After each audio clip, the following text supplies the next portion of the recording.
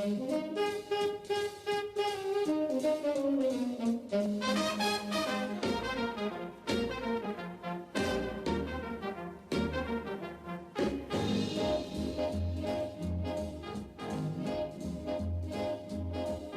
have the incredible home movie footage, Mom, of Grandpa actually demonstrating the machine. Do you remember, was he working on that machine for months, years? He would disappear in the Probably basement? closer to years because that had to be a part-time hobby.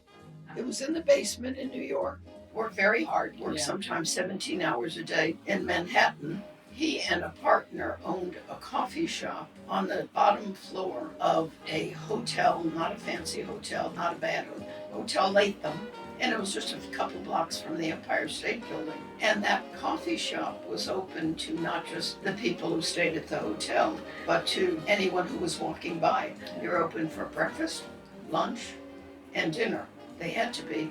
Well, they owned this place, and between them, they had to cover those hours because you have to prep.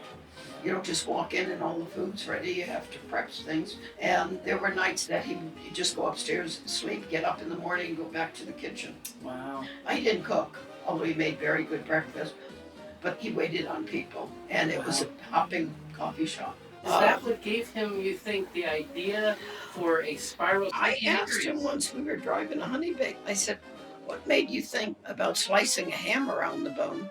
And how did you come up with a spiral slicer?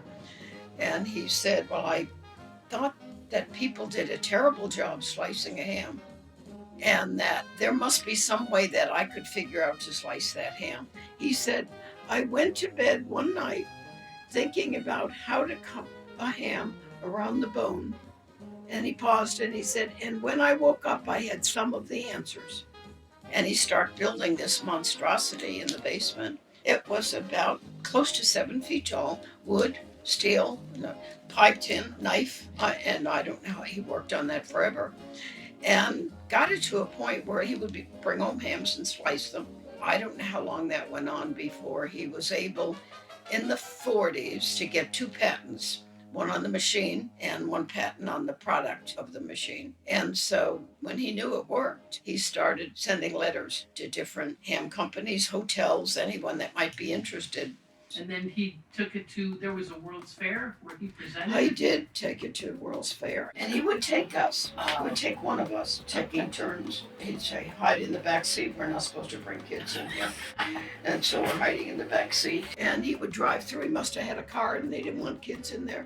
But he liked taking his stuff. We also went to the hotel. He would be busy in the restaurant and we would roam around the lobby. And I remember going in the candy. I always like candy. In the candy store and the magazines. We'd take the elevator up and down. We would take it to the top floor and walk out on the terrace and look around New York. And we were alone. If I was there, my sisters weren't with me. If they were there, I wasn't with them. He took one at a time. It doesn't sound like he had any idea or imagination that down the road. No, I don't think he that did. Was not his he intention. expected to sell the machine to a meat company or a hotel chain, or so they could slice their ham. He didn't think he would have to buy a ham company to use the machine. He was not a complainer. He didn't have things in his world that upset him for very long. There were things that happened to him that male or female might have sat down on the floor and cried. And he didn't just have a stiff upper lip. He knew that you don't accomplish anything while you're sitting on the floor crying, and that you need to get your body up and move it and your mind working. And he didn't just talk about that. That's what he did. So the letters that he wrote in order to get people interested in the machine, he saved all of those, and there were hundreds of them. And when my sister Joanne wrote the book about the family business, Joanne said, I sat on the floor reading these, and she said, I can't tell you how many dozen on the floor. She was crying. She said, because thank you so much, sir, how fascinating. A spiral sliced ham, what a wonderful idea. Don't call us, we'll call you. I said, well, I guess they're not going to buy my machine. He would send it to ham companies and to hotels and to whoever you can think of. And none of that worked. And he had to buy his little defunct hole in the wall in a poor neighborhood for the first honey baked ham store. We left New York when I was 11-ish. Dad took a job in Detroit, Michigan, and my mother's family lived there, so they wanted to go back to Michigan. And we moved in 46, and finally, now living in Detroit, Michigan, he bought a little hole in the wall on Finkel. And he says, I guess I'm going to have to use my own machine, and I know where to order the hams, because he was very fussy about meat. He was very Dutch about meat. And he was thinking, combine the best ham with a spiral slicer. I got a winner. But no one knew he was there. It was not a busy street. We were off on a side street, and it wasn't the prettiest part of town. Wasn't where the money was. Wasn't Grosse Pointe.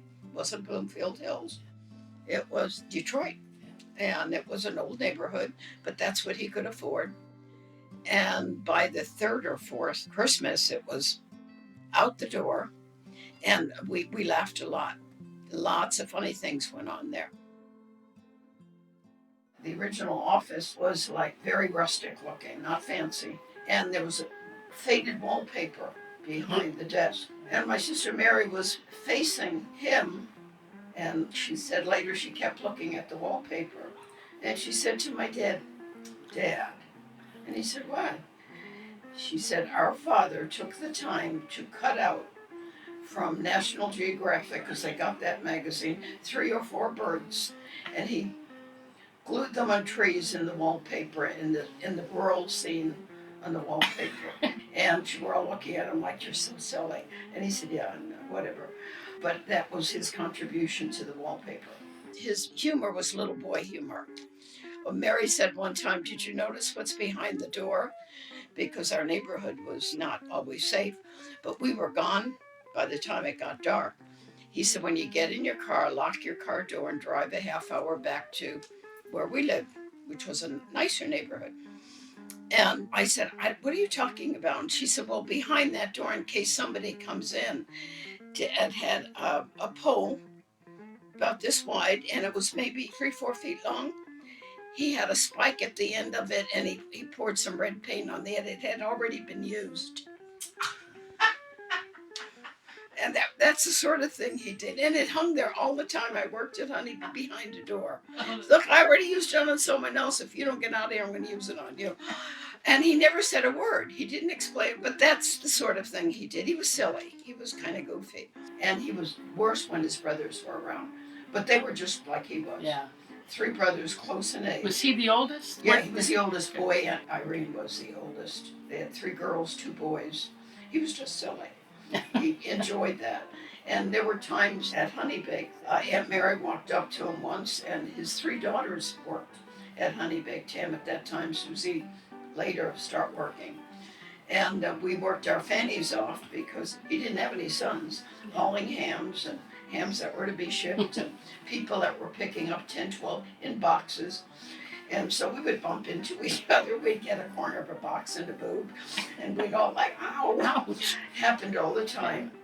And my sister on one of those days that everything went wrong walked by my dad. She was kidding because we adored him. But she walked up to him. She says, I wouldn't do this for anyone but you. And he says, oh, thank God for that. Because he didn't have any sons, and we loved him so much. None of us would have thought of saying, no, we can't. But I had 5 children at home. Mary had 5 children at home. Joanne had twins and a son at the time. Later to have 2 adopted daughters. And we wouldn't dream of saying no, so we were there. Yeah. Until Kurz went to Ohio. Right. And then it was just Mary and me and Susie as the years went by. But Dad was always, we could count on him being silly. So he knew meat. He always knew meat real well from the restaurant business. And he worked in that hotel coffee shop during the Depression. And the reason we didn't suffer was he made a decent salary, but he was in the food business and there was never a shortage of food. I remember rations. I remember blackouts too, where we had to turn out all the lights, and that would have been New York. And so I remember blackout. And I remember when World War II ended, everyone was out in the streets. And they were handing out ice cream, and I was first in line. I remember that. I said, he's handing out ice cream, me! I would have been 10. And I thought, I'm getting one of those. I'm going to eat it and then I'm going to get back in line. That's exactly what I did. I never fooled my father, and I later thought that's because I had his kind of a brain. My father filled our stockings at Christmas. I don't know how he got that job, but we'd get tangerines and a quarter and some nuts and fruit, whatever. And one time, you will not remember that, but there was a hand lotion that came in a box this size, wasn't real big. It was called Italian Balm. It looked like snot. I don't know why it was popular. It looked just like snot coming out of a bottle. And it didn't have a floral scent. Don't ask me why it was popular, but everybody wanted that. That included his daughters. So he bought us each a bottle. It was in a box. That's important to remember. And he put it in the sock. And then we found him Christmas morning. And we're sitting on the floor all excited, and we're putting on our lotion and opening up. And he said, girls, put your name on your lotion so you know which one you're using, because some of you will use it faster than others, like eating that ice cream faster than the others. So I could get back in line. And he said, so they grabbed it. My sisters grabbed the pen and they wrote it on the box. He said, not on the box. Carol will change them and it won't matter. And I said, oh, really? And I thought in later years, he thought of that because he would have done that. He said, they're so dumb, they'll just put on there and wouldn't matter. I never forgot that. That was typical of my father, that he would think of that. He had a darling sense of humor. And don't tell me he wouldn't have done that, because he would have. He must have been quite amazed. I know when he lost the ability to speak toward the end with Lou Gehrig's disease, but Grandpa must have been very proud of what it was becoming. He was especially happy when it started spreading. Yeah. First to Ohio, yeah. And then Mary took over Michigan. Susie went to Boston. And before that, Joanne went to Ohio, and we came to Atlanta. So no, he was very pleased. Looking back, he was sort of philosophical about life, and it was his way to try to share that, I think. But he was quiet. He did not have a big personality, but he liked people. He liked talking to people. I remember once, and really, when he was dying. They got the mail one day. Mary was there with me, and we were visiting. We just took turns going down there. We overlapped each other. And he got some information from a cemetery about where he might like to be buried. And he was just kind of watching us go through the mail, and he saw that, and he said, how did they know? And he was laughing. He thought that was pretty funny. I remember toward the end you couldn't understand. No, he finally stopped trying, because their brains don't go. Yeah. They can't speak because they're But affected. Even then he would tease, because he would look at us. I remember him looking at us and going, okay, what did I say? And he was teasing. He knew you didn't really. But he got so frustrated at the end because it was so hard to be under. And we really tried. But it came out odd, and it was very hard to understand him. And he didn't want to write. He just stopped talking, and at the end he probably couldn't talk anyway. But he was a special guy. There are not a lot of men like him, and I think your dad was similar to him. You married somebody with a lot of similar. I didn't know that at the time, but I think I married my father. I was very smart. No. Yeah, if I had a bad father, you don't want to do that, right? No. Yeah, if you have a good father, you got to marry a good guy, because you know the difference. Grandma and Grandpa D'Agostino, can you tell us what you remember about Grandma and Grandpa D'Agostino growing up? Well, we saw them pretty much every Sunday. And I was punished once. There was something I did wrong that day. I very rarely did anything wrong, but I did something my mother didn't like that day. And she said, and you are not going to Grandma's house when we go to dinner. Well, I loved going to Grandma's house. They lived on Flanders. It was just a bungalow with 3 bedrooms and 1 bathroom. Uncle Frank lived with them, a bachelor son. And there was always plenty of food and sunshine and garden food, and we ate very well when we went there. So I remember crying. I was probably 14, 15, 16, and I was the only one home that day. And And I thought, I don't get to go to grandma's house. Whatever I did, I guess I didn't do that again because we went pretty much every Sunday. Their house was on one lot, and then one of them was half the lot all the way back was garden. And on this side behind the house, there was a grape arbor. And they had everything from fig trees to tomatoes to garlic to whatever you can think of, they grew. And then they had so much food. There were only 3 of them. A lot of the neighbors got their leftover food. But we would go there every Sunday, and once in a while, their friends would stop by, Italians then, and they spoke rapid Italian because they were first generation in this country. I remember sitting in a small living room, and there maybe 4 or 5 friends would come in, and they're all talking Italian, and I know it was fascinating because they all talked at once. And it was, and their hands are going. And I thought, I wonder what they're saying. Did you understand any Italian? No, just a couple of words. Grandma's taught me "stata zitta," which means shut up. And there were a couple of words. When she came to New York to visit, she thought that was funny. And something like "stata zitta" was shut up. And a few dirty words. Gulas and things. And fart was "bido." And so we could say Beto in front of other people. They had no idea what we were talking about. Did you Beto? No, I didn't Beto. I think you did. We had a lot of that kind of stuff. No, I understood nothing. They talked rapidly, and to us, they talked broken English. And it was pretty good English, actually. And Grandma did not read and write. Grandma D'Agostino. She went through her life without. They said in Italy, as a girl, she wanted to go to school, and they needed her in the fields to pick the grapes, to do whatever. She was just a girl. That embarrassed her entire life because the woman wasn't dumb, but she could not read or write. I don't know how she did the things that she did because she didn't really want people to know. And so she learned how to fake it. Grandpa D'Agostino Yes. was able to read and write. Yes. What are your memories of Grandpa? What was his He personality? was very political. Was he? Yeah, I don't remember how he leaned, and his leaning would have been different than it is now. But that may be a family trait. I'm a heavy-duty radio listener. My radio's on all night. And if I had a husband, it couldn't be on all night because he'd say, shut that damn thing off. But I'm alone. It's just me and the dog. It's on all night. And of course, I don't hear it all night. Grandpa listened to the radio, to any of the political, they didn't call them talk shows then. There were some very well-known, mostly males, talking politics, and he followed that closely. She was just glad to be in our country. They were happy to be here. But they had a good life. And she loved bingo. She really, really, and the church at that time, she went a lot. Yeah. And it just tickled her because she could follow that. Sure. Without any trouble, and she loved that. But she was a devout Catholic. He didn't go to church. On the other side, my dad's parents lived in Wisconsin. John and Ella, her maiden name was Ella Burt. They lived in Ladysmith, Wisconsin. That's far north, Wisconsin. And my dad's parents, we saw every single summer for at least a week, 7-8 days.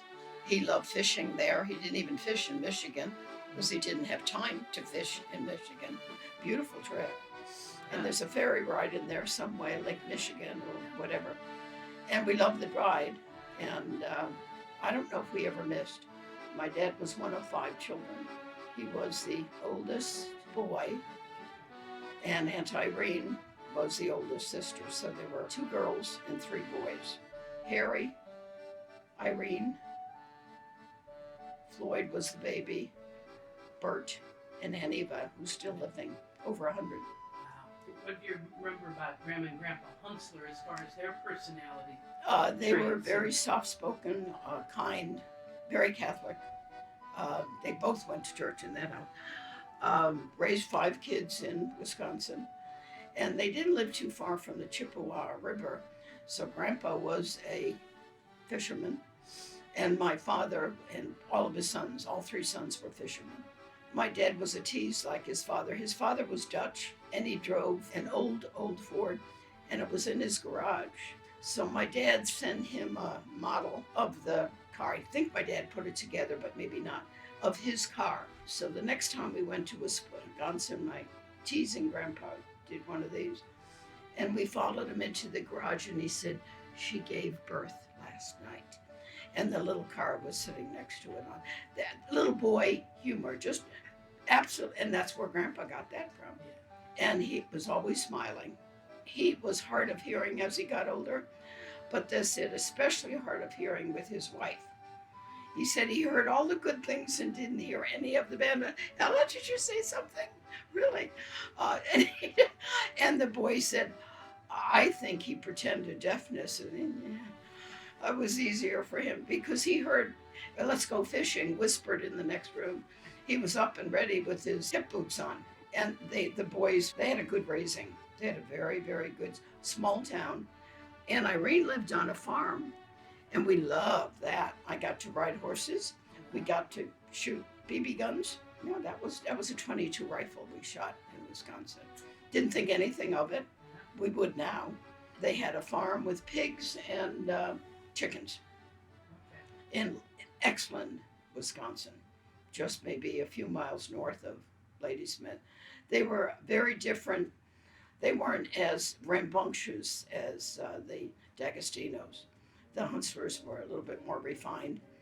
Grandma was very soft-spoken. And she didn't want, her sons chipped in and bought her a television set. She sent it back. She said, I thank you, that's a really nice gift, but we really don't need that in our house. And that probably, when did TVs come out? In the late 40s, early 50s? She didn't want the TV.